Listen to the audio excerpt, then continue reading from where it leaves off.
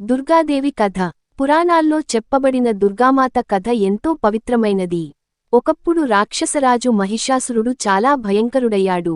బ్రహ్మదేవుని దగ్గర కఠినమైన తపస్సు చేసి, ఏ పురుషుడు నన్ను చంపలేడు అనే వరం పొందాడు. ఆ వరంతో అతడు దేవతల మీద దాడి చేశాడు. ఇంద్రుడు సహా అన్ని దేవతలను స్వర్గం నుండి వెళ్లగొట్టాడు. దేవతలు శివుడు, విష్ణువు, బ్రహ్మదేవుని దగ్గరికి వెళ్లి సహాయం కోరారు. అప్పుడు ముగ్గురు దేవతల కోపాగ్నులు కలిసి ఒక దివ్యశక్తిని సృష్టించాయి. ఆ దివ్యశక్తి రూపమే దుర్గాదేవి. ఆమెకు శివుడు త్రిశూలం, విష్ణువు చక్రం, వాయుదేవుడు గద, అగ్నిదేవుడు శక్తి, ఇంద్రుడు వజ్రాయుధం ఇచ్చారు. అందరి శక్తులతో, ఆయుధాలతో దుర్గామాత శక్తివంతురాలైంది. ఆమె మహిషాసురుని యుద్ధానికి సవాలు చేసింది. మహిషాసురుడు ఎద్దు, సింహం, ఏనుగు వంటి అనేక రూపాలు దాల్చి యుద్ధం చేశాడు.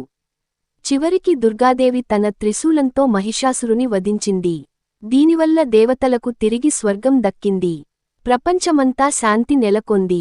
అప్పటి నుండి ప్రజలు మహిషాసురమర్దిని దుర్గాదేవిని ఆరాధించడం ప్రారంభించారు. దసరా పండుగలో 9 రోజులు దుర్గాదేవిని నవదుర్గారూపాలుగా పూజిస్తారు.